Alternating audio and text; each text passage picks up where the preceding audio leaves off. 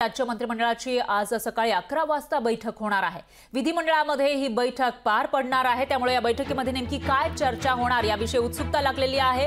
तर राज्य मंत्रिमंडळाची सकाळी 11 वाजता बैठक होईल। सध्या अर्थसंकल्पीय अधिवेशन सुरू आहे आणि त्या पार्श्वभूमीवर विधिमंडळामध्येच ही बैठक होणार असल्याची माहिती समोर येते। त्यामुळे आता बैठकीमध्ये नेमकी काय चर्चा होणार याकडे लक्ष असेल, कारण मागील 2-3 दिवसांपासून राज्यामध्ये अवकाळी पाऊस पडतोय आणि त्याचबरोबर इतरही ज्या समस्या आहेत त्या राज्यातील लोकांना भेडसावताना दिसतात। एकीकडे नाशिकमध्ये शेतकऱ्यांचं आंदोलन सुरू आहे, तर दुसरीकडे काल विरोधकांनी शेतकऱ्यांना हमी भाव द्या अशी मागणी केलेली होती आणि त्याचबरोबर राज्यामध्ये जी गुन्हेगारी वाढलेली आहे त्याविषयी सुद्धा मुद्दा उपस्थित केला होता। आणि त्या पार्श्वभूमीवर आजच्या या मंत्रिमंडळाच्या बैठकीमध्ये नेमकी काय चर्चा होणार याकडे लक्ष असेल।